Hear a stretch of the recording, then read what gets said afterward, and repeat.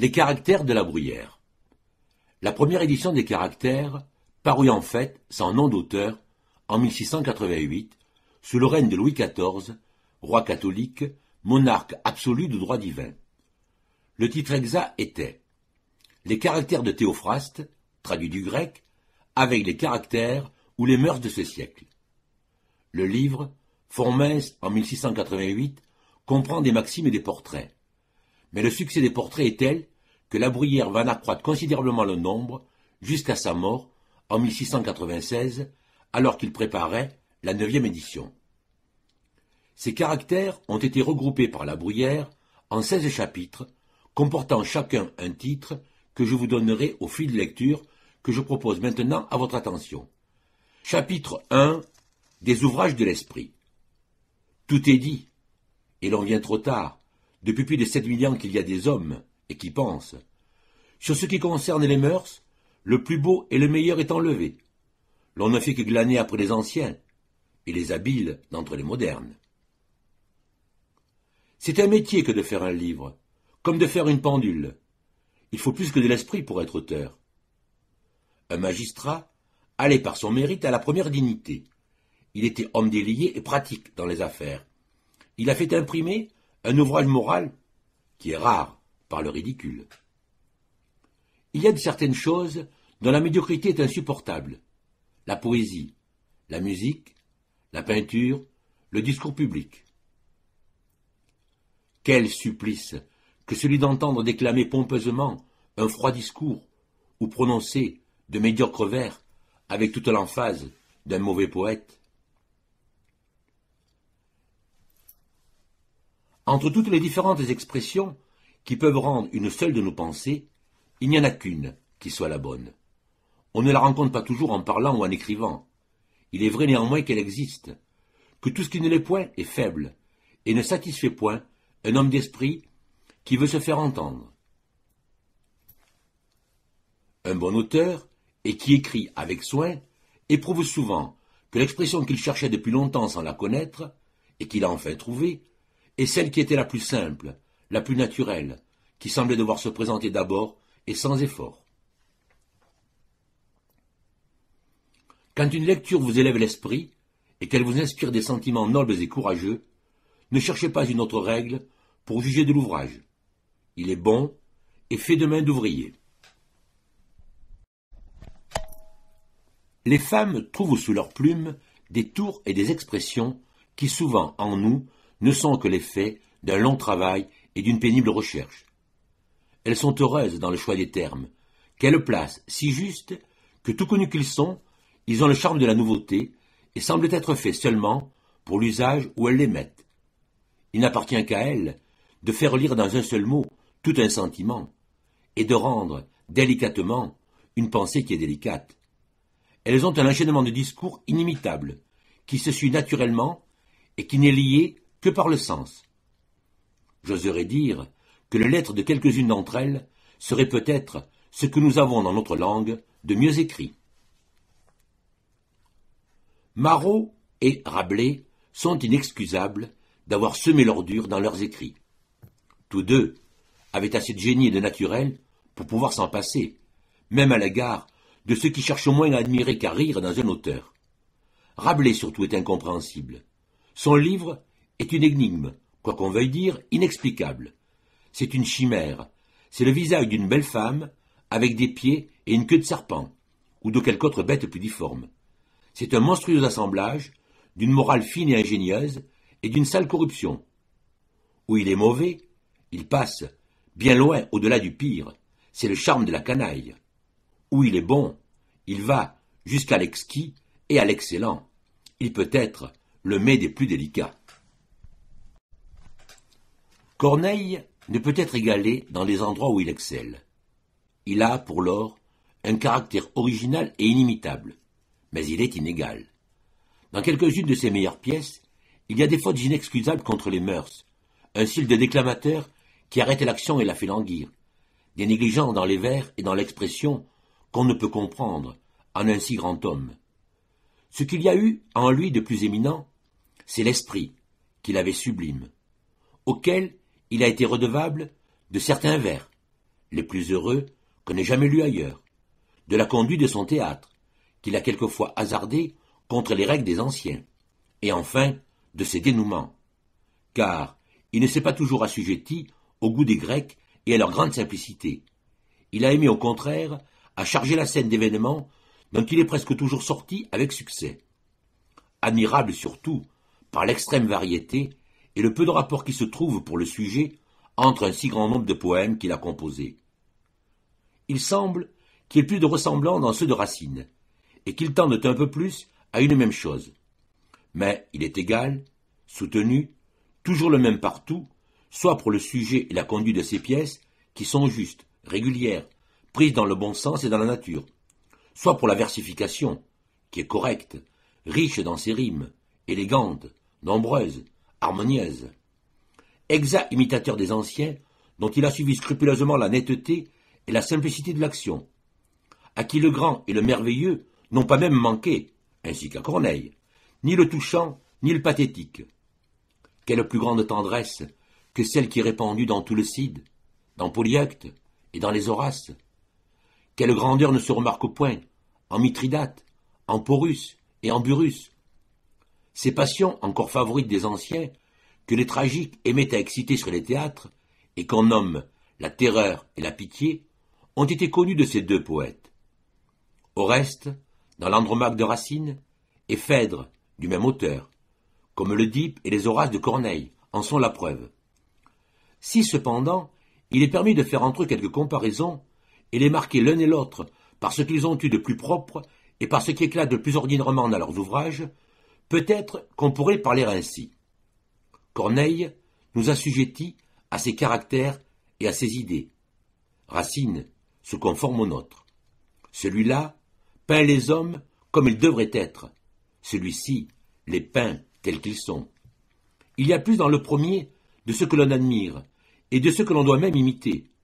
Il y a plus dans le second de ce que l'on reconnaît dans les autres ou de ce que l'on éprouve dans soi-même. L'un élève, étonne, maîtrise, instruit. L'autre plaît, remue, touche, pénètre. Ce qu'il y a de plus beau, de plus noble et de plus impérieux dans la raison est manié par le premier, et par l'autre, ce qu'il y a de plus flatteur et de plus délicat dans la passion. Ce sont dans celui-là des maximes, des règles, des préceptes, et dans celui-ci, du goût et des sentiments. L'on est plus occupé, au piège de Corneille, l'on est plus ébranlé et plus attendri à celle de Racine. Corneille est plus moral, Racine plus naturel. Il semble que l'un imite Sophocle et que l'autre doit plus à Euripide. Tout écrivain, pour écrire nettement, doit se mettre à la place de ses lecteurs, examiner son propre ouvrage comme quelque chose qui lui est nouveau, qu'il lit pour la première fois, où il n'a nulle part, et que l'auteur aurait soumis à sa critique, et se persuader ensuite qu'on n'est pas entendu seulement à cause que l'on s'entend soi-même, mais parce qu'on est en effet intelligible. Celui qui n'a égard en écrivant qu'au goût de son siècle songe plus à sa personne qu'à ses écrits. Il faut toujours tendre à la perfection, et alors, cette justice, qui nous est quelquefois refusée par nos contemporains, la postérité sait nous la rendre.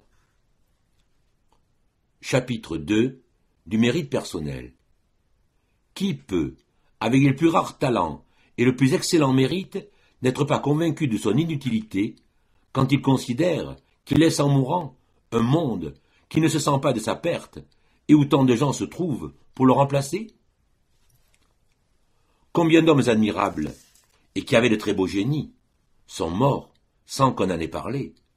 Combien vivent encore dont on ne parle point et dont on ne parlera jamais?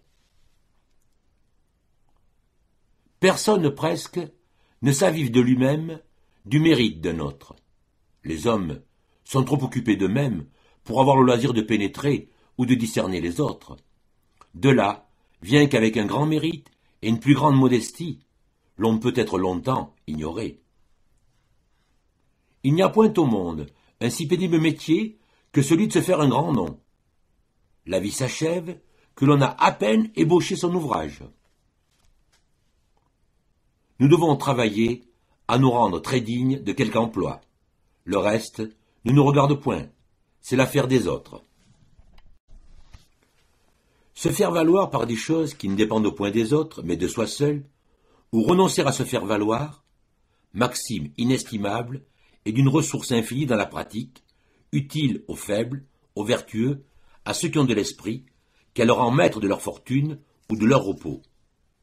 Pernicieuse pour les grands, qui diminueraient leur cours, ou plutôt le nombre de leurs esclaves, qui ferait tomber leur morgue avec une partie de leur autorité, et les réduirait presque à leurs entremets et à leurs équipages, qui les priverait du plaisir qu'ils sentent à se faire prier, presser, solliciter, à faire attendre ou à refuser, à promettre et à ne pas donner, qui les contrarierait dans le goût qu'ils ont quelquefois à mettre les sots en vue et à anéantir les mérites quand il leur arrive de le discerner, qui bannirait des cours les brigues, les cabales, les mauvais offices, la bassesse, la flatterie, la fourberie, qui ferait d'une cour orageuse, pleine de mouvements et d'intrigues, comme une pièce comique ou même tragique, dont les sages ne seraient que les spectateurs, qui remettrait de la dignité dans les différentes conditions des hommes, de la sérénité sur leur visage, qui étendrait leur liberté, qui réveillerait en eux, avec les talents naturels, l'habitude du travail et de l'exercice,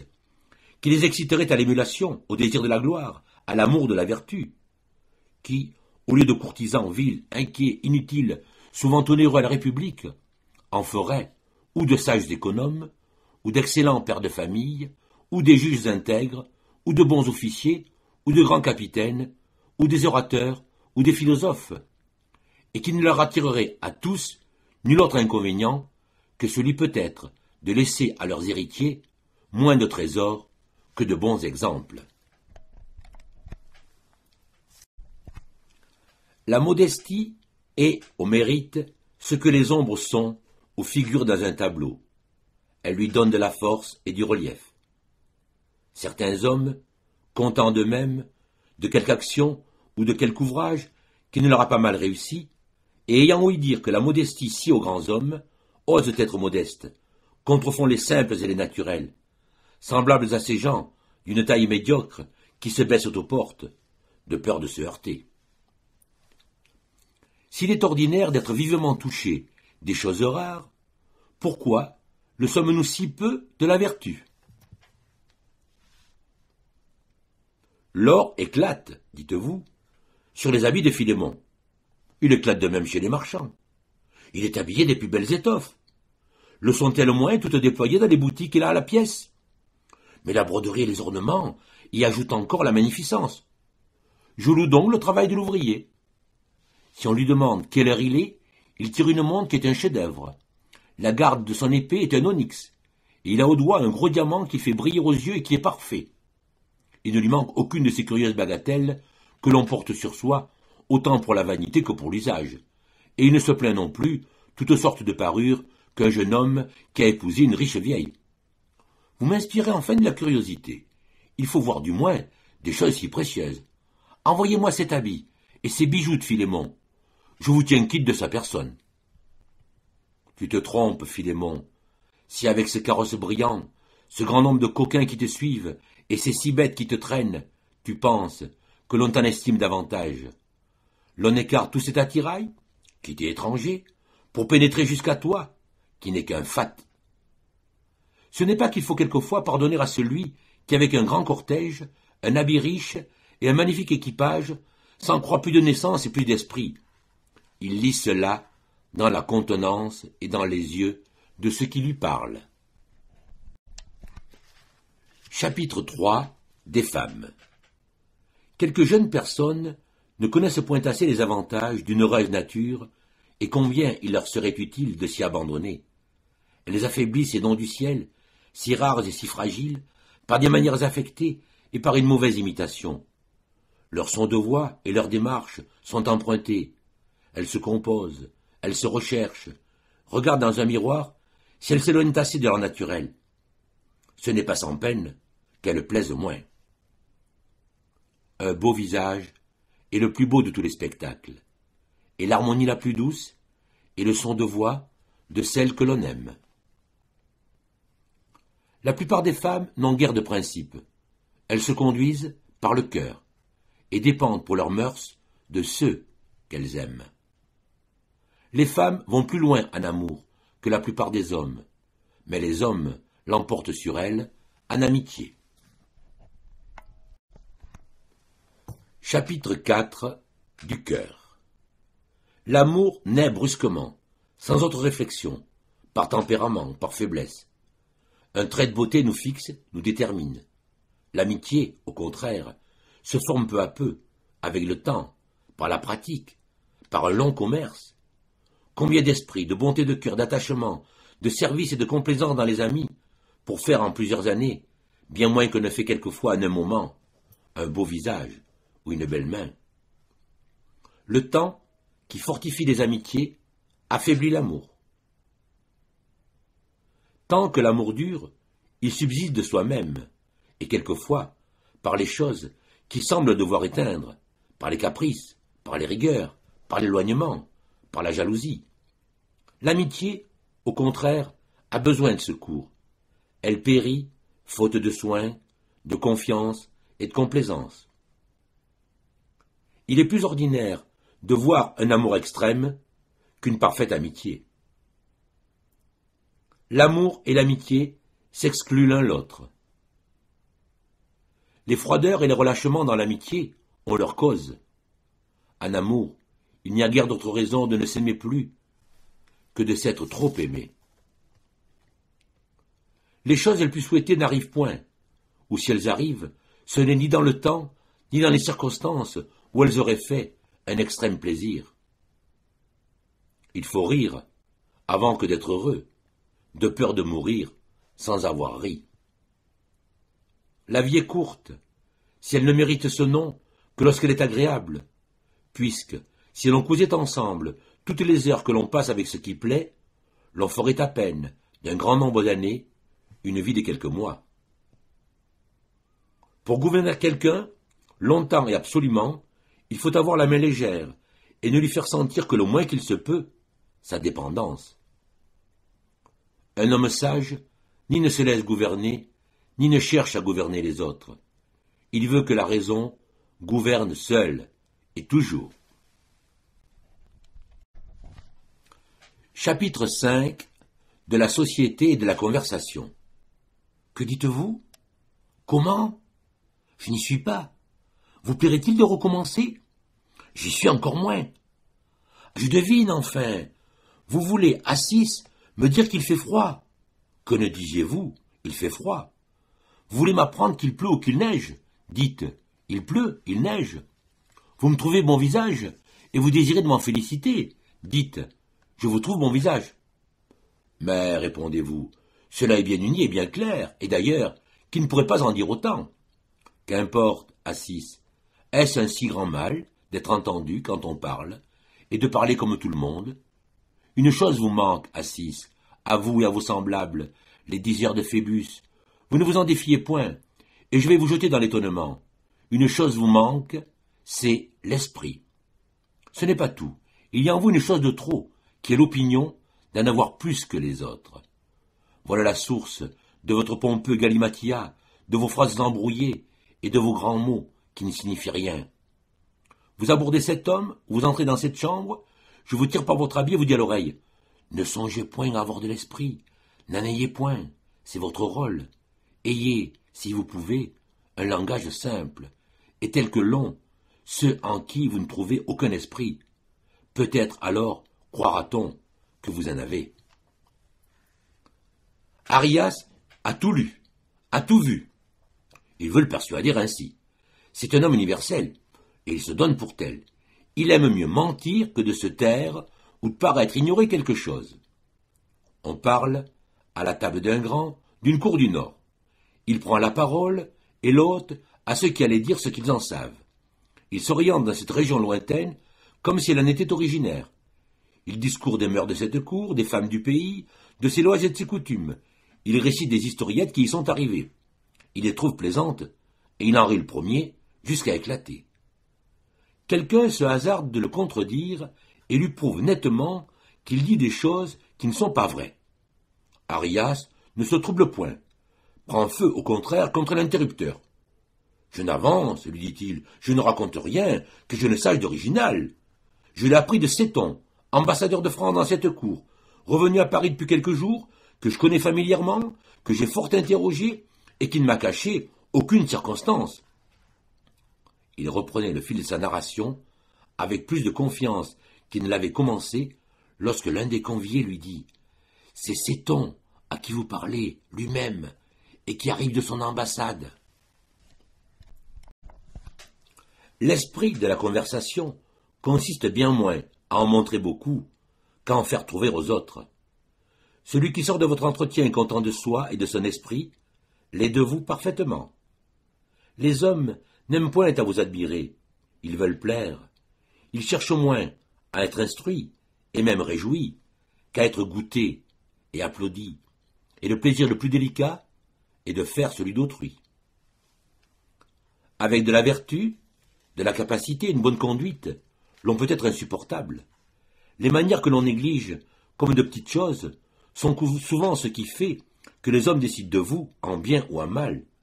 Une légère attention à les avoir douces et polies prévient leur mauvais jugement. Il ne faut presque rien pour être cru fier, incivil, méprisant, désobligeant. Il faut encore moins pour être estimé tout le contraire. L'intérieur des familles est souvent troublé par les défiances, par les jalousies et par l'antipathie, pendant que des dehors contents, paisibles et enjoués nous trompent, et nous y font supposer une paix qui n'y est point. Il y en a peu qui gagnent à être approfondis. Cette visite que vous rendez vient de suspendre une querelle domestique qui n'attend que votre départ pour recommencer. J'approche d'une petite ville, et je suis déjà sur une hauteur d'où je la découvre. Elle est située à mi-côte, une rivière baigne ses murs et coule ensuite dans une belle prairie. Elle a une forêt épaisse qui la couvre des vents froids et de l'aquilon. Je la vois dans un jour si favorable que je compte ses tours et ses clochers. Elle me paraît peinte sur le penchant de la colline. Je me récrie et je dis « Quel plaisir de vivre sous un si beau ciel et dans ce séjour si délicieux !» Je descends dans la ville, où je n'ai pas couché 2 nuits, que je ressemble à ceux qui l'habitent. J'en veux sortir. Il y a une chose que l'on n'a point vue sous le ciel, et que selon toutes les apparences, on ne verra jamais. C'est une petite ville qui n'est divisée en aucun parti, où les familles sont unies, et le cousin se voit avec confiance, où un mariage n'engendre point une guerre civile, où la querelle des rangs ne se réveille pas à tout moment par l'offrande, l'encens et le pain béni, par les processions et par les obsèques, d'où l'on a banni les caquets, le mensonge et la médisance. La moquerie est souvent indigence d'esprit.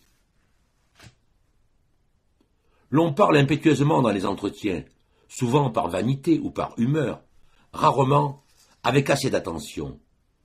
Tout occupé du désir de répondre à ce qu'on n'écoute point, l'on suit ses idées, et on les explique, sans le moindre égard, pour les raisonnements d'autrui.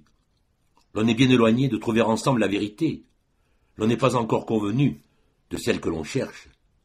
Qui pourrait écouter ces sortes de conversations et les écrire, ferait voir quelquefois de bonnes choses qui n'ont nulle suite. C'est la profonde ignorance qui inspire le ton dogmatique.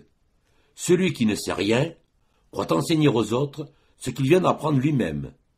Celui qui sait beaucoup pense à peine que ce qu'il dit puisse être ignoré, et parle plus indifféremment.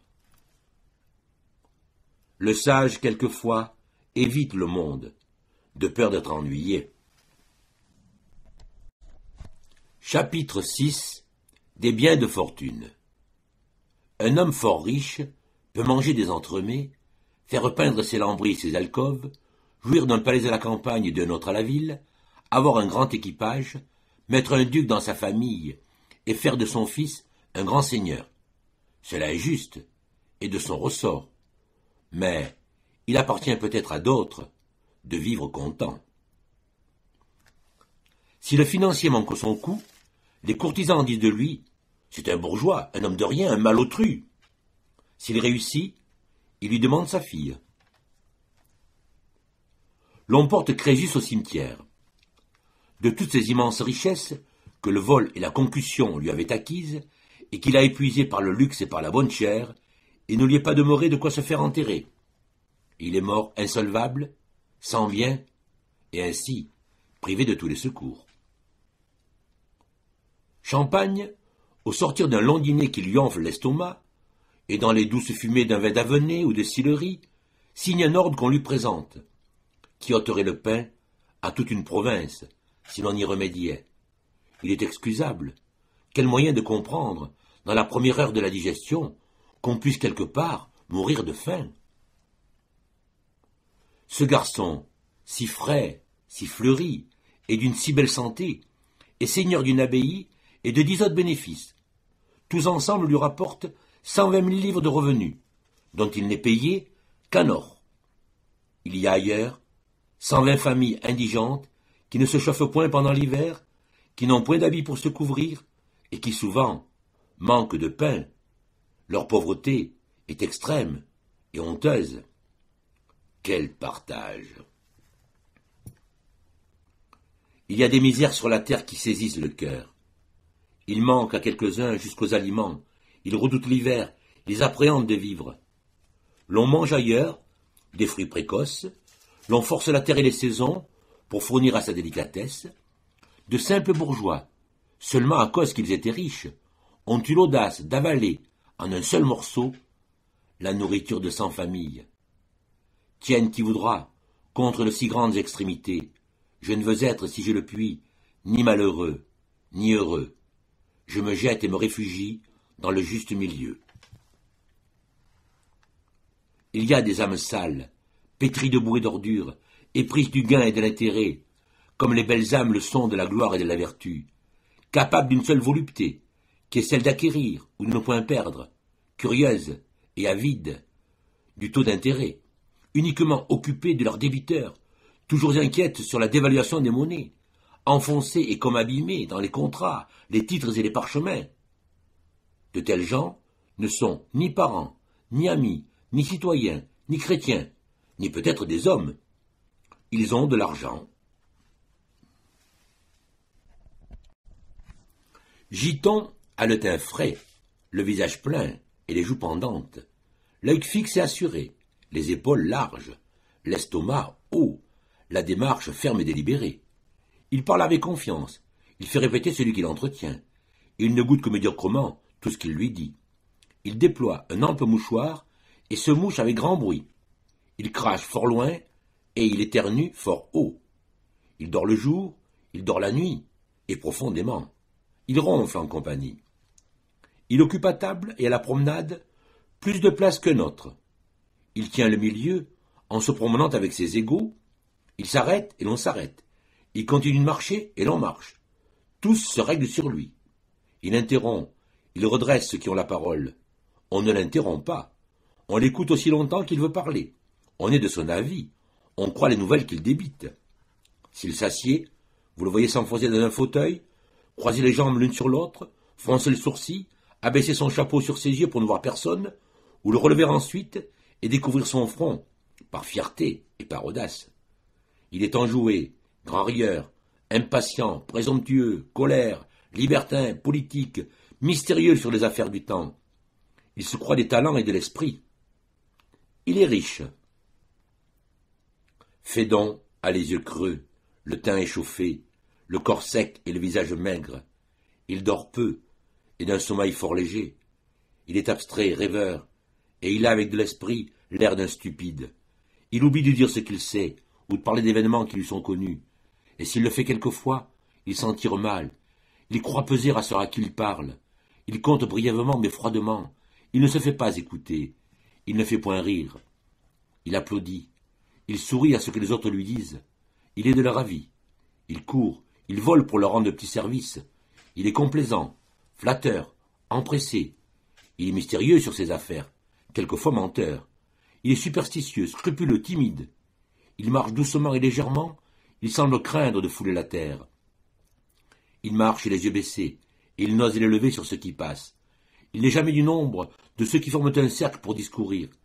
Il se met derrière celui qui parle, recueille furtivement ce qui se dit, et il se retire si on le regarde. Il n'occupe au point de lieu, il ne tient point de place. Il va, les épaules serrées, le chapeau abaissé sur ses yeux pour notre point de vue.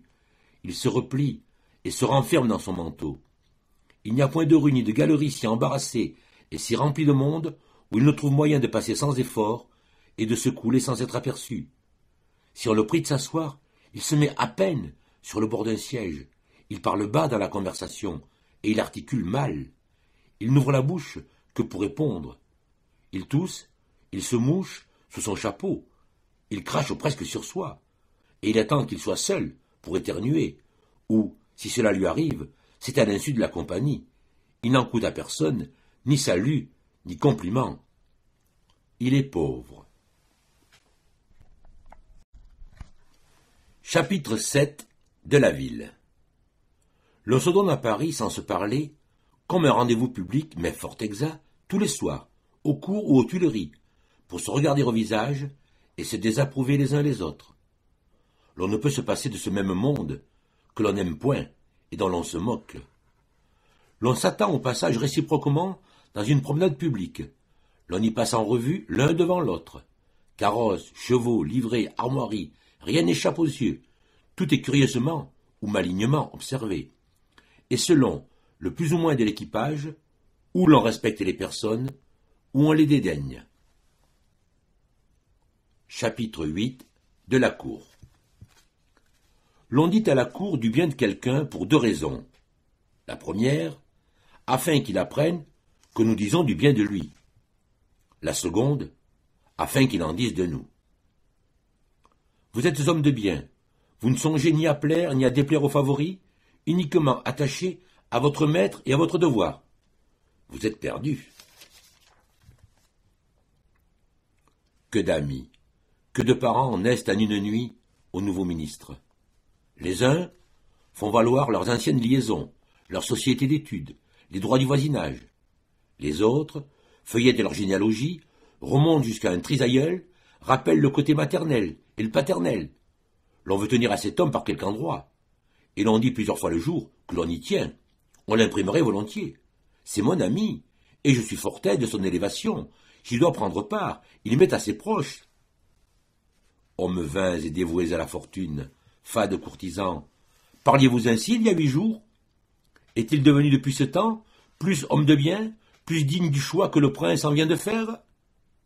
Attendiez-vous cette circonstance pour le mieux connaître? L'esclave n'a qu'un maître. L'ambitieux en a autant qu'il y a de gens utiles à sa fortune. Qui considérera que le visage du prince fait toute la félicité du courtisan, qu'il occupe et se remplit pendant toute sa vie de le voir et d'en être vu, comprendra un peu comment voir Dieu peut faire toute la gloire et tout le bonheur des saints.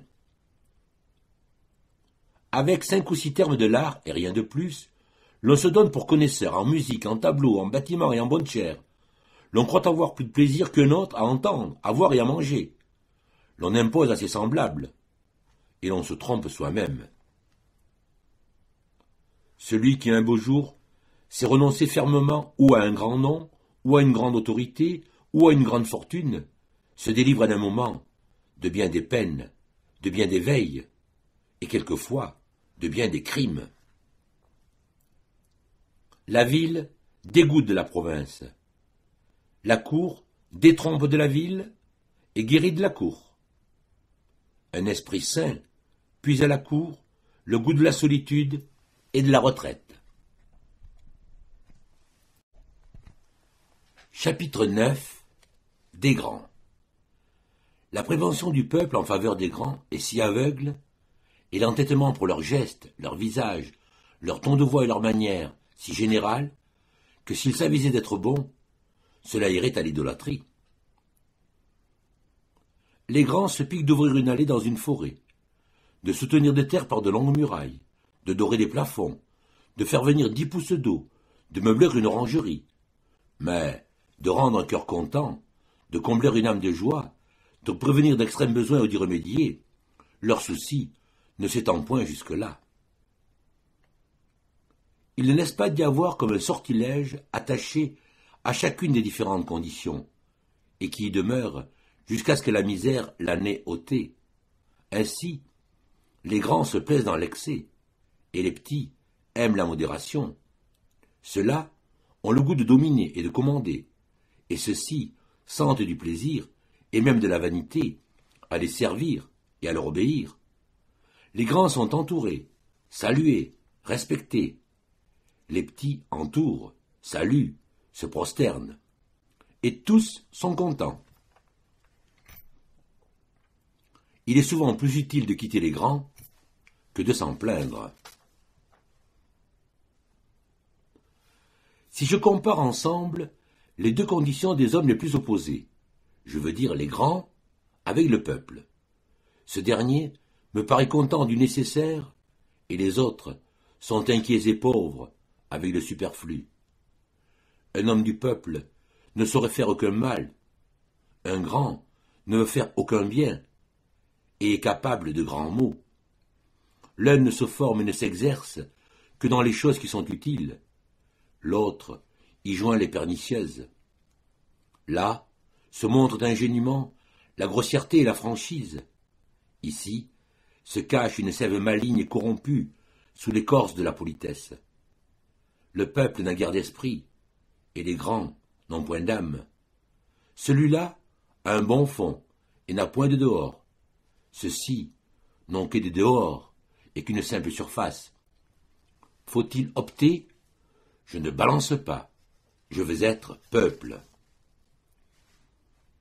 Nous avons pour les grands et pour les gens en place une jalousie stérile ou une haine impuissante qui ne nous venge point de leur splendeur et de leur élévation et qui ne fait qu'ajouter à notre propre misère le poids insupportable du bonheur d'autrui. Que faire contre une maladie de l'âme si invétérée et si contagieuse? Contentons-nous de peu, et de moins encore s'il est possible. Sachons perdre dans l'occasion. La recette est infaillible, et je consens à l'éprouver.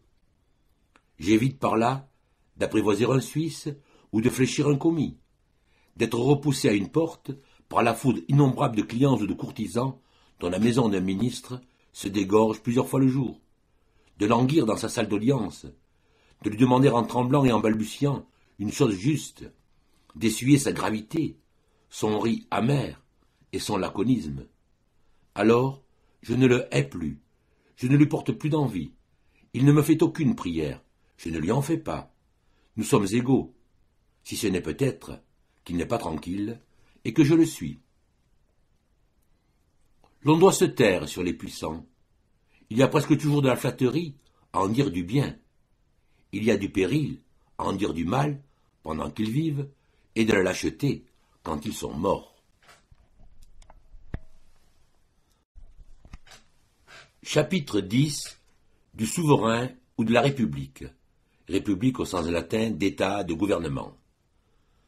Quand l'on parcourt sans la prévention de son pays toutes les formes de gouvernement, l'on ne sait à laquelle se tenir. Il y a dans toutes le moins bon et le moins mauvais. Ce qu'il y a de plus raisonnable et de plus sûr, c'est d'estimer celle où l'on est né, la meilleure de toutes, et de s'y soumettre. La guerre a pour elle l'Antiquité. Elle a été dans tous les siècles. On l'a toujours vu, remplir le monde de veuves et d'orphelins, épuiser les familles d'héritiers, et faire périr les frères à une même bataille. Jeune homme, je regrette ta vertu, ta pudeur, ton esprit déjà mûr, pénétrant, élevé, sociable. Je plains cette mort prématurée qui te joint à ton intrépide frère et t'enlève à une cour où tu n'as fait que te montrer. Malheur déplorable, mais ordinaire. De tout temps, les hommes, pour quelques morceaux de terre de plus ou de moins, sont convenus entre eux de se dépouiller, se brûler, se tuer, s'égorger les uns les autres. Et pour faire plus ingénieusement et avec plus de sûreté, ils ont inventé de belles règles qu'on appelle l'art militaire. Ils ont attaché à la pratique de ces règles la gloire ou la plus solide réputation. Ils ont depuis enchéri de siècle en siècle sur la manière de se détruire réciproquement. De l'injustice des premiers hommes, comme de son unique source, est venue la guerre, ainsi que la nécessité où ils se sont trouvés de se donner des maîtres qui fixassent leurs droits et leurs prétentions. Si, content du sien, on eût pu s'abstenir du bien de ses voisins, on avait pour toujours la paix et la liberté. Quand vous voyez quelquefois un nombreux troupeau qui, répandu sur une colline, vers le déclin d'un beau jour, paît tranquillement le thym et le serpolet, ou qui broue dans une prairie une herbe menue et tendre qui a échappé à la faux du moissonneur, le berger, soigneux et attentif, est debout, auprès de ses brebis, il ne les perd pas de vue, il les suit, il les conduit, il les change de pâturage. Si elles se dispersent, il les rassemble. Si un loup avide paraît, il lâche son chien, qui le met en fuite. Il les nourrit, il les défend. L'aurore le trouve déjà en pleine campagne, d'où il ne se retire qu'avec le soleil. Quel soin, quelle vigilance, quelle servitude! Quelle condition vous paraît la plus délicieuse et la plus libre? Ou du berger, ou des brebis? Le troupeau est-il fait pour le berger, ou le berger pour le troupeau? Image naïve des peuples et du prince qui les gouverne, s'il est bon prince. Le faste et le luxe dans un souverain, c'est le berger, habillé d'or et de pierreries, la houlette d'or en ses mains. Son chien a un collier d'or. Il est attaché avec une laisse d'or et de soie. Que sert tant d'or? À son troupeau ou contre les loups? Quelle heureuse place que celle qui fournit dans tous les instants l'occasion à un homme de faire du bien à tant de milliers d'hommes. Quel dangereux poste que celui qui expose à tout moment un homme à nuire à 1 million d'hommes. Chapitre 11 de l'homme. Ménalque descend son escalier, ouvre sa porte pour sortir, il la referme. Il s'aperçoit qu'il est envolé de nuit, et venant à mieux s'examiner, il se trouve rasé à moitié. Il voit que son épée est mise du côté droit, que ses bas sont rabattus sur ses talons, et que sa chemise est par-dessus ses chausses. S'il marche dans les places, il se sent tout d'un coup rudement frappé à l'estomac ou au visage. Il ne soupçonne point ce que ce peut être, jusqu'à ce qu'ouvrant les yeux et se réveillant, il se trouve ou bien devant un brancard de charrette, ou derrière un long haie de menuiserie que porte un ouvrier sur ses épaules. On l'a vu une fois heurter du front contre celui d'un aveugle, s'embarrasser dans ses jambes et tomber avec lui, chacun de son côté, à la renverse. Il lui est arrivé plusieurs fois de se trouver tête pour tête à la rencontre d'un prince et sur son passage se reconnaître à peine et n'avoir que le loisir de se coller à un mur pour lui faire place. Il cherche, il brouille, il crie, il s'échauffe, il appelle ses valets l'un après l'autre. On lui perd tout, on lui égare tout. Il demande ses gants qu'il a dans ses mains, semblable à cette femme qui prenait le temps de demander son masque lorsqu'elle l'avait sur son visage. Il entre à l'appartement et passe sous un lustre, où sa perruque s'accroche et demeure suspendue. Tous les courtisans regardent et rient. Ménalque regarde aussi, et rit plus haut que les autres. Il cherche des yeux dans toute l'assemblée où est celui qui montre ses oreilles, et à qui il manque une perruque. S'il va par la ville, après avoir fait quelques chemins, il se croit égaré, il s'émeut, il demande où il est à des passants qui lui disent précisément le nom de la rue. Il entre ensuite dans sa maison, d'où il sort précipitamment, croyant qu'il s'est trompé. Il descend du palais, et trouvant au bas du grand degré un carrosse qu'il prend pour le sien, il se met dedans. Le cocher touche et croit ramener son maître dans sa maison.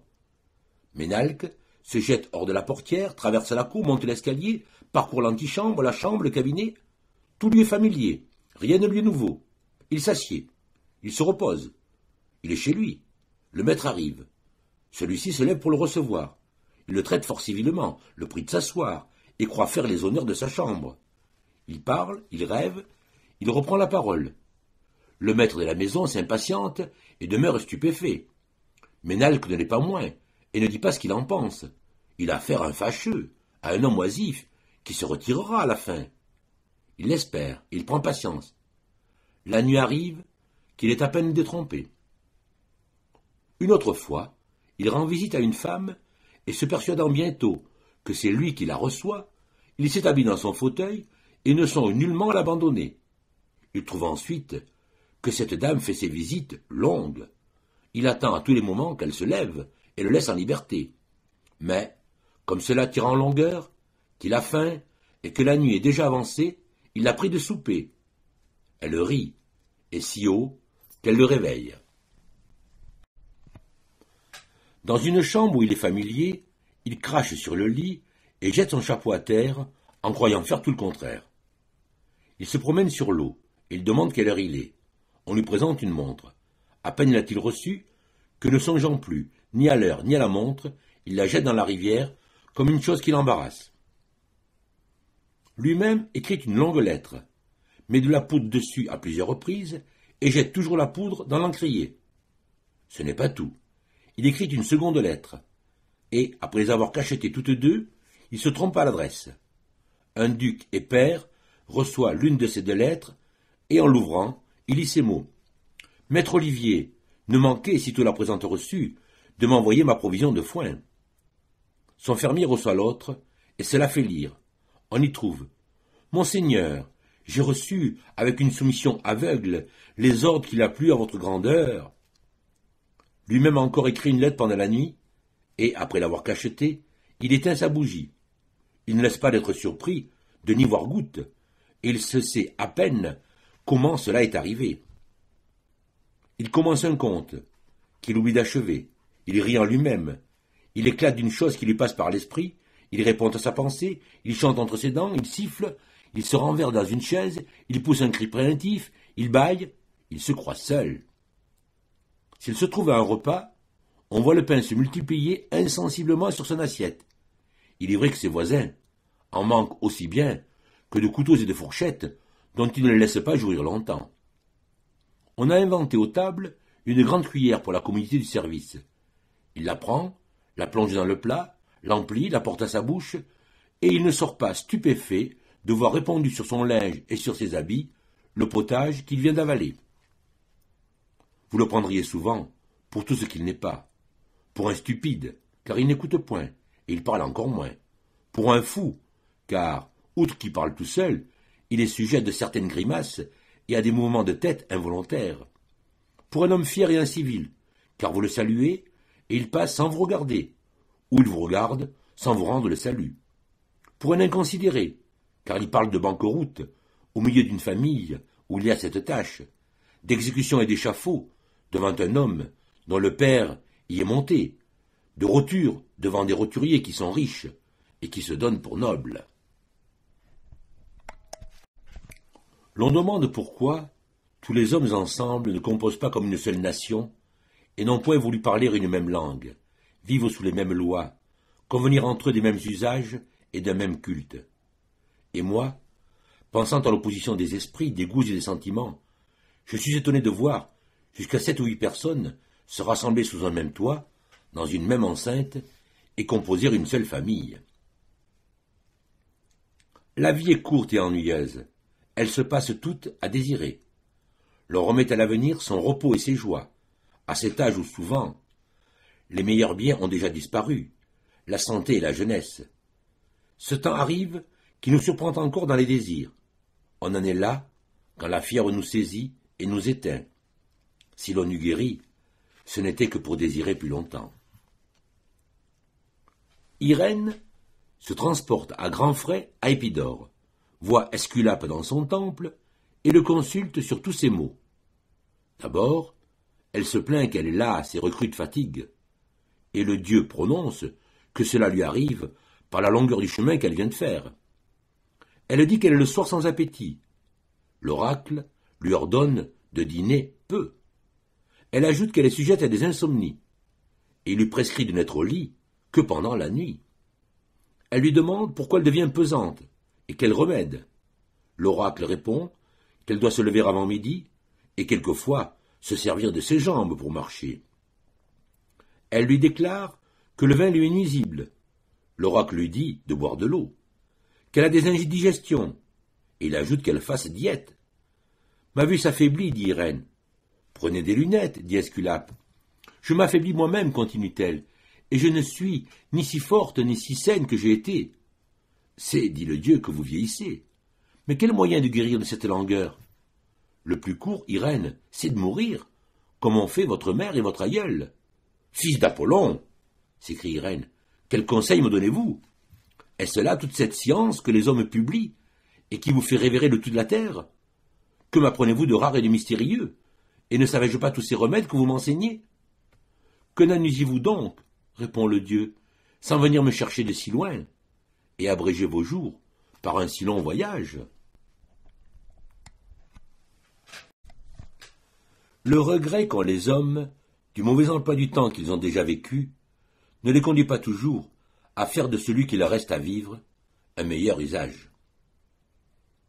Il n'y a pour l'homme que 3 événements: naître, vivre et mourir. Il ne se sent pas naître, il souffre à mourir, et il oublie de vivre. Les enfants sont hautains, dédaigneux, colères, envieux, curieux, intéressés, paresseux, volages, timides, intempérants, menteurs, dissimulés. Ils rient et pleurent facilement. Ils ont des joies immodérées et des afflictions amères sur de très petits sujets. Ils ne veulent point souffrir de mal et aiment à en faire. Ils sont déjà des hommes. Les enfants n'ont ni passé ni avenir, et, ce qui ne nous arrive guère, ils jouissent du présent. Les enfants ont déjà, de leur âme, l'imagination et la mémoire, c'est-à-dire ce que les vieillards n'ont plus. Ils en tirent un merveilleux usage pour leurs petits jeux et pour tous leurs amusements. C'est par elles qu'ils répètent ce qu'ils ont entendu dire, qu'ils contrefont ce qu'ils ont vu faire, qu'ils sont de tout métier, soit qu'ils s'occupent en effet à 1000 petits ouvrages, soit qu'ils imitent les divers artisans par le mouvement et par le geste, qu'ils se trouvent à un grand festin et y font bonne chère, qu'ils se transportent dans des palais et dans des lieux enchantés, que, bien que seuls, ils se voient un riche équipage et un grand cortège, qu'ils conduisent des armées, livrent bataille et jouissent du plaisir de la victoire, qu'ils parlent aux rois et aux plus grands princes, qu'ils sont rois eux-mêmes, ont des sujets, possèdent des trésors qu'ils peuvent faire de feuilles d'arbre ou de grains de sable, et, ce qu'ils ignorent dans la suite de leur vie, savent à cet âge être les arbitres de leur destinée et les maîtres de leur propre félicité. L'unique soin des enfants est de trouver l'endroit faible de leur maître, comme de tous ceux à qui ils sont soumis. Dès qu'ils ont pu les entamer, ils gagnent le dessus et prennent sur eux un ascendant qu'ils ne perdent plus. Ce qui nous fait déchoir une première fois de cette supériorité à leur égard est toujours ce qui nous empêche de la recouvrer. C'est perdre toute confiance dans l'esprit des enfants et leur devenir inutile que de les punir de fautes qu'ils n'ont point faites, ou même sévèrement de celles qui sont légères. Ils savent précisément, et mieux que personne, ce qu'ils méritent, et ils ne méritent guère que ce qu'ils craignent. Ils connaissent, si c'est à tort ou avec raison qu'on les châtie, et ne se gâtent pas moins par des peines mal ordonnées que par l'impunité.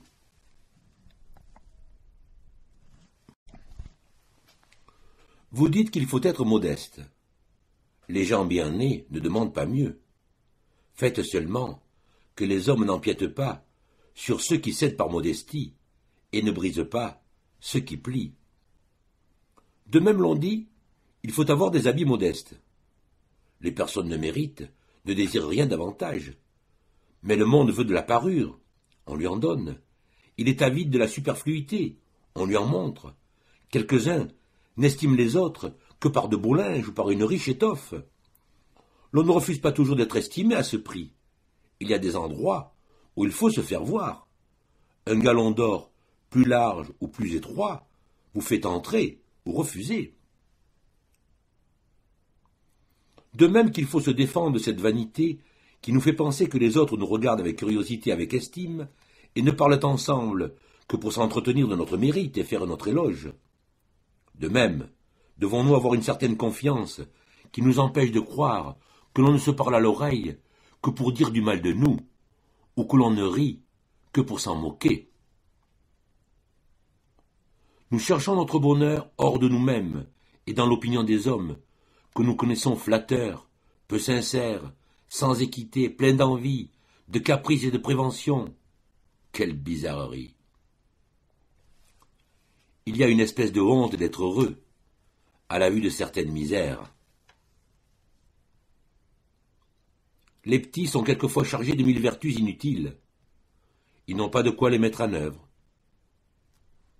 Il n'y a que nos devoirs qui nous coûtent, parce que, leur pratique, ne regardant que les choses que nous sommes étroitement obligés de faire, elle n'est pas suivie de grands éloges, qui est tout ce qui nous excite aux actions louables et qui nous soutiennent dans nos entreprises. Un tel aime une piété fastueuse qui lui attire l'intendance des besoins des pauvres, le rend dépositaire de leur patrimoine, et fait de sa maison un dépôt public où se font les distributions. Les prêtres et les sœurs grises y ont une libre entrée. Toute une ville voit ses aumônes et les publie.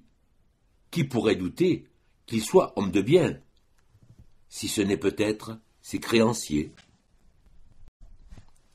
Nathan ne vit que pour soi, et tous les hommes ensemble sont à son égard comme s'il n'était point. Non content de remplir à table la première place, il occupe lui seul celle de deux autres. Il oublie que le repas est pour lui et pour toute la compagnie. Il se rend maître du plat, et fait son propre de chaque service. Il ne s'attache à aucun des mets qu'il n'ait achevé d'essayer de tous. Il voudrait pouvoir les savourer tous à la fois. Il ne se sert à table que de ses mains. Il manie les viandes, les remanie, démembre, déchire, et amuse de manière qu'il faut que les convives, s'ils veulent manger, mangent ses restes. Il ne leur épargne aucune de ces malpropretés dégoûtantes, capables d'ôter l'appétit aux plus affamés. Le jus et les sauces lui dégoûtent du menton et de la barbe.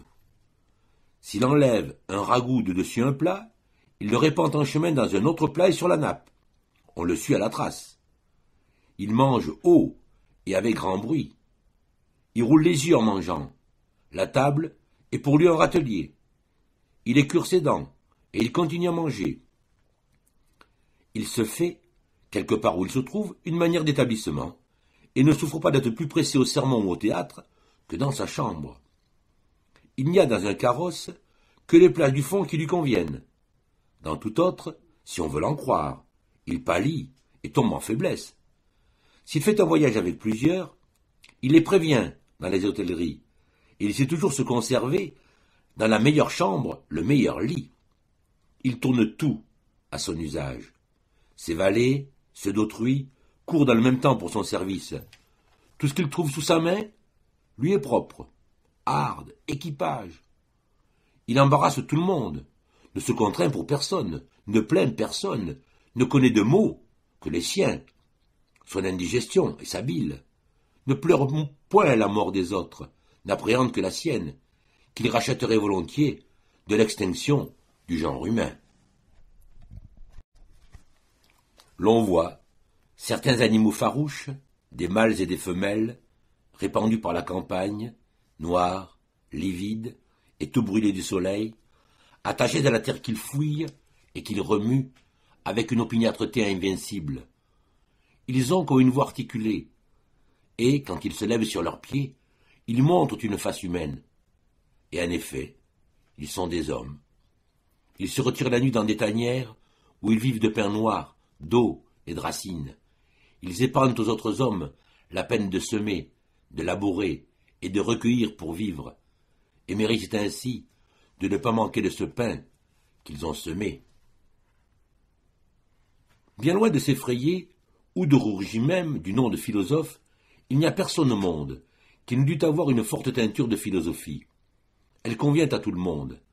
La pratique en est utile à tous les âges, à tous les sexes et à toutes les conditions. Elle nous console du bonheur d'autrui, des indignes préférences, des mauvais succès, du déclin de nos forces ou de notre beauté. Elle nous arme contre la pauvreté, la vieillesse, la maladie et la mort, contre les sots et les mauvais railleurs. Elle nous fait vivre sans une femme, ou nous fait supporter celle avec qui nous vivons. J'ose presque assurer que les hommes savent encore mieux prendre des mesures que les suivre, résoudre ce qu'il faut faire et ce qu'il faut dire, que de faire ou de dire ce qu'il faut. On se propose fermement, dans une affaire qu'on négocie, de taire une certaine chose, et ensuite, ou par passion, ou par une tempérance de langue, ou dans la chaleur de l'entretien, c'est la première qui échappe. Chapitre 12. Des jugements. Si les hommes sont hommes plutôt qu'ours et panthères, s'ils sont équitables, s'ils se font justice à eux-mêmes et qu'ils la rendent aux autres, que deviennent les lois, leurs textes, et le prodigieux accablement de leurs commentaires? Que devient tout ce qu'on appelle jurisprudence? Où se réduisent même ceux qui doivent tout leur relief et toute leur enflure à l'autorité où ils sont établis de faire valoir ces mêmes lois? S'ils sont tempérants, chastes et modérés, que leur sert le mystérieux jargon de la médecine, et qui est une mine d'or pour ceux qui s'avisent de le parler? Légistes, docteurs, médecins, quelle chute pour vous, si nous pouvions tous nous donner le mot de devenir sages. Si les ambassadeurs des princes étrangers étaient des singes instruits à marcher sur leurs pieds de derrière et à se faire entendre par interprètes, nous ne pourrions pas marquer un plus grand étonnement que celui que nous donne la justesse de leurs réponses et le bon sens qui paraît quelquefois dans leurs discours. La prévention du pays, jointe à l'orgueil de la nation, nous fait oublier que la raison est de tous les climats et que l'on pense juste partout où il y a des hommes. Nous n'aimerions pas à être traités ainsi de ceux que nous appelons barbares. Et s'il y a en nous quelque barbarie, elle consiste à être épouvanté de voir d'autres peuples raisonner comme nous. Tous les étrangers ne sont pas barbares, et tous nos compatriotes ne sont pas civilisés. De même, toute campagne n'est pas agreste, et toute ville n'est pas polie. Il y a dans l'Europe un endroit d'une province maritime, d'un grand royaume, où le villageois est doux et insinuant, le bourgeois au contraire est le magistrat, grossier, et dont la rusticité est héréditaire. La liberté n'est pas oisiveté, c'est un usage libre du temps, c'est le choix du travail et de l'exercice. Être libre, en un mot, n'est pas ne rien faire, c'est être seul arbitre de ce qu'on fait ou de ce qu'on ne fait point. Quel bien, en ce sens, que la liberté. Ne faire sa cour à personne, ni attendre de quelqu'un qu'il vous fasse la sienne. Douce situation, âge d'or, état de l'homme le plus naturel. Petits hommes, hauts de 6 pieds, tout au plus de 7, approchez. Ne dites-vous pas en commun proverbe des loups ravissants, des lions furieux, malicieux comme un singe? Et vous autres, qui êtes-vous? J'entends corner sans cesse à mes oreilles, l'homme est un animal raisonnable. Qui vous a accordé cette définition? Sont-ce les loups, les singes et les lions? Ou vous voulez accorder à vous-même? C'est déjà une chose plaisante que vous donniez aux animaux vos confrères ce qu'il y a de pire, pour prendre pour vous ce qu'il y a de meilleur. Laissez-les un peu se définir eux-mêmes, et vous verrez comment ils s'oublieront et comment vous serez traités. Je ne parle point, ô hommes, de vos légèretés, de vos folies et de vos caprices, qui vous mettent au-dessous de la taupe et de la tortue, qui vont sagement leur petit train, et qui suivent sans varier l'instinct de leur nature. Mais écoutez-moi un moment. Vous dites d'un tiercelet de faucon qui est fort léger, et qui fait une belle descente sur la perdrix, voilà un bon oiseau. Et d'un lévrier qui prend un lièvre corps à corps, c'est un bon lévrier. Je consens aussi que vous disiez d'un homme qui court le sanglier, qui le met aux abois, qui l'atteint et qui le perce, voilà un brave homme. Mais, si vous voyez 2 chiens qui s'aboient, qui s'affrontent, qui se mordent et se déchirent, vous dites, voilà de sots animaux, et vous prenez un bâton pour les séparer. Et si l'on vous disait que tous les chats d'un grand pays se sont assemblés par milliers dans une plaine, et qu'après avoir miaulé tous leurs sous, ils se sont jetés avec fureur les uns sur les autres, et ont joué ensemble de la dent et de la griffe, que de cette mêlée, il est demeuré de part et d'autre 9 à 10 000 chats sur la place, qui ont infecté l'air à 10 lieues de là par leur puanteur, ne diriez-vous pas, voilà le plus abominable sabbat dont on n'ait jamais ouï parler. Et si les loups en faisaient de même, quel hurlement, quelle boucherie. Et si les uns ou les autres vous disaient qu'ils aiment la gloire, concluriez-vous de ce discours, qu'ils la mettent à se trouver à ce beau rendez-vous, à détruire ainsi et à anéantir leur propre espèce? Ou, après l'avoir conclu, ne ririez-vous pas, de tout votre cœur, de l'ingénuité de ces pauvres bêtes?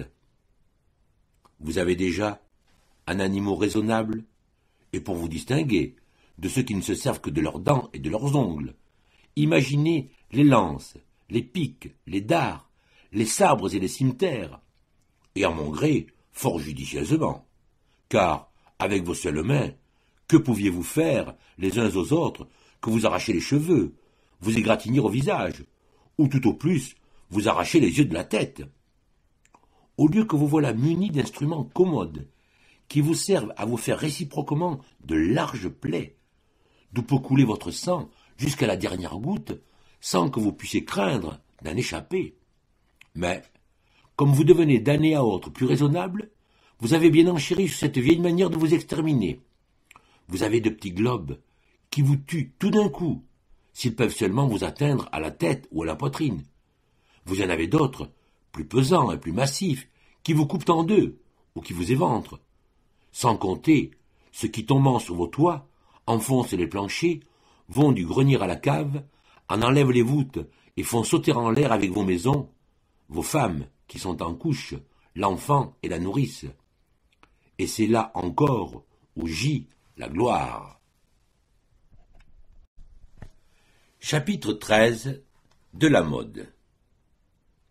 Diphile commence par un oiseau et finit par 1000. Sa maison n'en est pas égayée, mais empestée.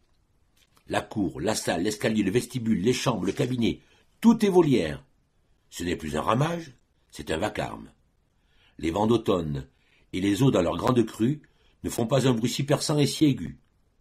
On ne s'entend non plus parler les uns les autres que dans ces chambres où il faut attendre, pour faire le compliment d'entrée, que les petits chiens aient aboyé. Ce n'est plus pour Diphile un agréable amusement, c'est une affaire laborieuse, et à laquelle à peine il peut suffire. Il y passe les jours, ces jours qui échappent et qui ne reviennent plus, à verser du grain et à nettoyer des ordures. Il donne pension à un homme qui n'a point notre ministère que de siffler des serins aux flageolets et de faire couver des canaris. Il est vrai que ce qui dépend d'un côté, il épargne de l'autre, car ses enfants sont sans maître et sans éducation. Il se renferme le soir, fatigué de son propre plaisir, sans pouvoir jouir du moindre repos que ces oiseaux ne reposent et que ce petit peuple, qu'il n'aime que parce qu'il chante, ne cesse de chanter. Il retrouve ces oiseaux dans son sommeil. Lui-même, il est oiseau, il est huppé, il gazouille, il perche, il rêve la nuit, qu'il mue ou qu'il couve. Iphis voit à l'église un soulier d'une nouvelle mode. Il regarde le sien et en rougit. Il ne se croit plus habillé. Il était venu à la messe pour s'y montrer, et il se cache. Le voilà retenu par le pied, dans sa chambre, tout le reste du jour.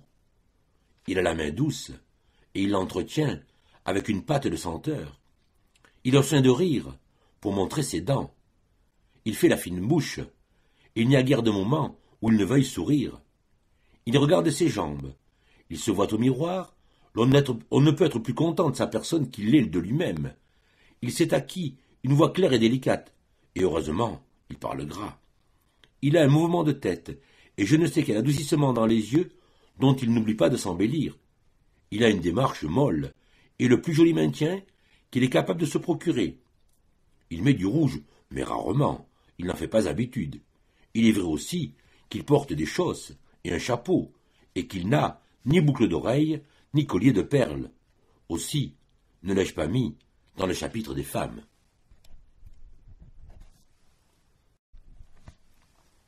Un dévot est celui qui, sous un roi athée, serait athée. Onufre n'a pour tout lit qu'une housse de serge grise, mais il couche sur le coton et sur le duvet. De même, il est habillé simplement, mais commodément, je veux dire, d'une étoffe fort légère en été, et d'une autre fort moelleuse pendant l'hiver. Il porte des chemises très déliées, qu'il a un très grand soin de bien cacher. Il ne dit point « ma haire et ma discipline », au contraire. Il passerait pour ce qu'il est, pour un hypocrite, et il veut passer pour ce qu'il n'est pas, pour un homme dévot. Il est vrai qu'il fait en sorte que l'on croit, sans qu'il le dise, qu'il porte une haire, et qu'il se donne la discipline.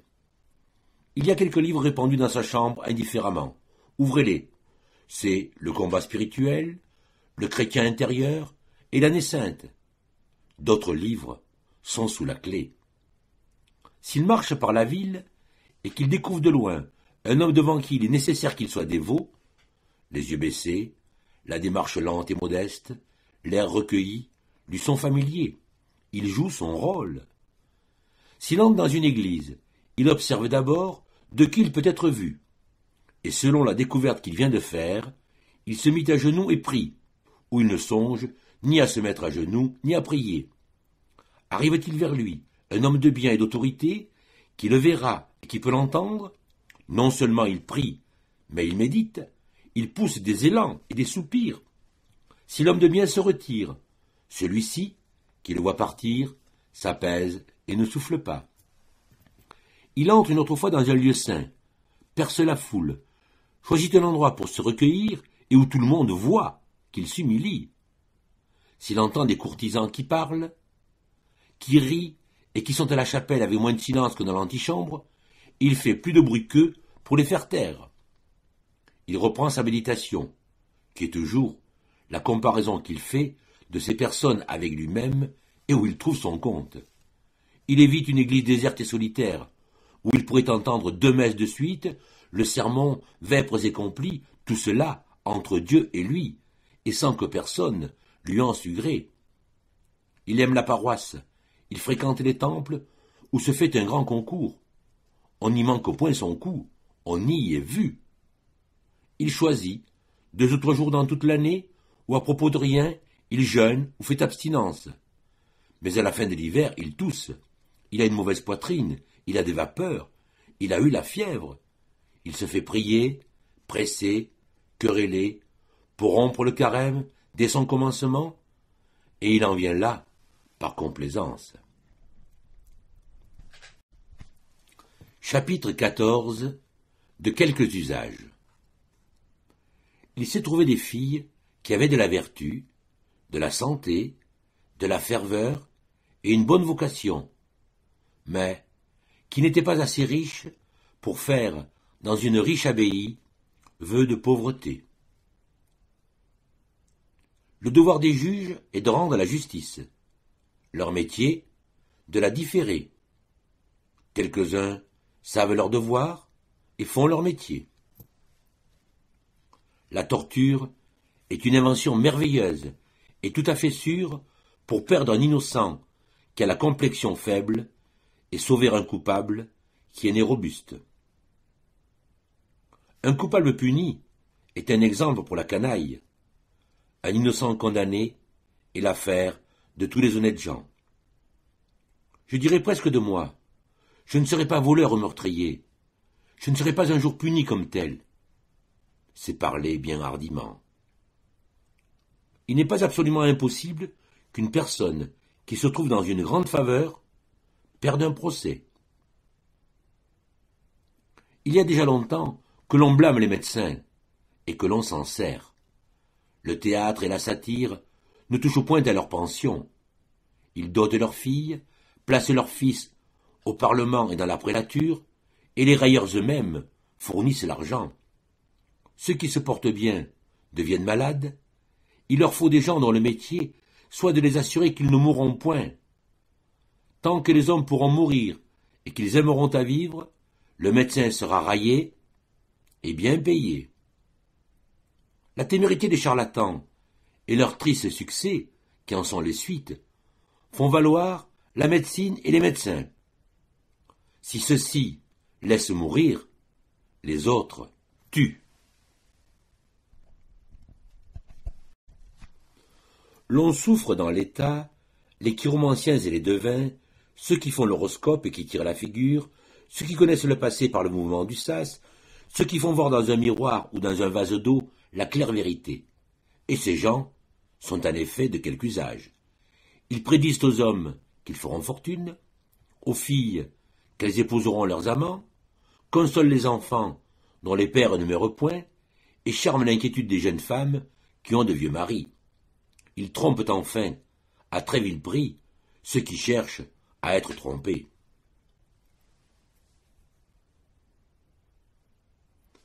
L'on ne peut guère charger l'enfance de la connaissance de trop de langues. Il me semble que l'on devrait mettre toute son application à l'instruire. Elles sont utiles à toutes les conditions des hommes, et elle leur ouvre également l'entrée ou à une profonde ou à une facile et agréable érudition.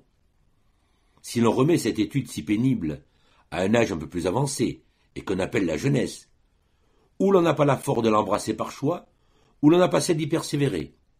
Et si l'on y persévère, c'est consumer à la recherche des langues le même temps qui est consacré à l'usage que l'on en doit faire. C'est borner à la science des mots un âge qui veut déjà aller plus loin et qui demande des choses. C'est au moins avoir perdu les premières et les plus belles années de sa vie. Un si grand fond ne se peut bien faire que lorsque tout s'imprime dans l'âme naturellement et profondément, que la mémoire est neuve, prompte et fidèle, que l'esprit et le cœur sont encore vides de passion, de soucis et de désirs, et que l'on détermina de longs travaux par ceux de qui l'on dépend. Je suis persuadé que le petit nombre d'habiles ou le grand nombre de gens superficiels vient de l'oubli de cette pratique. L'étude des textes ne peut jamais être assez recommandée. C'est le chemin le plus court, le plus sûr et le plus agréable pour tout genre d'érudition. Ayez les choses de la première main, puisez à la source, maniez, remaniez le texte, apprenez-le de mémoire, citez-le dans les occasions. Songez surtout à en pénétrer le sens dans toute son étendue et dans ses circonstances. Les premiers commentateurs se sont trouvés dans le cas où je désire que vous soyez. N'empruntez leur lumière et ne suivez leur vue que lorsque les vôtres seraient trop courtes. Leurs explications ne sont pas à vous, et peuvent aisément vous échapper. Vos observations, au contraire, naissent de votre esprit et y demeurent. Vous les retrouverez plus ordinairement dans la conversation, dans la consultation et dans la discussion. Ayez le plaisir de voir que vous n'êtes pas arrêté dans la lecture que par les difficultés qui sont invincibles, où les commentateurs eux-mêmes demeurent courts, si fertiles d'ailleurs, si abondants et si chargés d'une vaine et fastueuse érudition dans les endroits clairs, et qui ne font de peine ni à eux ni aux autres. Achevez ainsi de vous convaincre, par cette méthode d'étudier, que c'est la paresse des hommes qui a encouragé le pédantisme à grossir, plutôt qu'à enrichir les bibliothèques, à faire périr le texte sous le poids des commentaires, et qu'elle a en cela agi contre soi-même et contre ses plus chers intérêts, en multipliant la lecture, les recherches et le travail qu'elle cherchait à éviter. Chapitre 16. Des esprits forts. Les esprits forts, savent-ils qu'on les appelle ainsi par ironie? Quelle plus grande faiblesse que d'être incertain sur ce qu'est le principe de son être, de sa vie, de ses sens, de ses connaissances, et quelle en doit être la fin? Quel découragement plus grand que de douter si son âme n'est point matière, comme la pierre et le reptile, et si elle n'est point corruptible, comme ces viles créatures? N'y a-t-il pas plus de force et de grandeur à recevoir dans notre esprit l'idée d'un être supérieur à tous les êtres, qui les a tous faits et à qui tous se doivent rapporter, d'un être souverainement parfait, qui est pur, qui n'a point commencé et qui ne peut finir, dont notre âme est l'image, et si j'ose dire une portion, comme esprit et comme immortel? Je sens qu'il y a un Dieu, et je ne sens pas qu'il n'y en ait point. Cela me suffit. Tout le raisonnement du monde m'est inutile. Je conclus que Dieu existe. Cette conclusion est dans ma nature. J'en ai reçu les principes trop aisément dans mon enfance, et je les ai conservés depuis, trop naturellement, dans un âge plus avancé, pour les soupçonner de fausseté. Mais il y a des esprits qui se défont de ces principes. C'est une grande question, s'il s'en trouve de tels, et quand il en serait ainsi, cela prouve seulement qu'il y a des monstres. Si on ne goûte point ces caractères, je m'en étonne, et si on les goûte, je m'en étonne de même.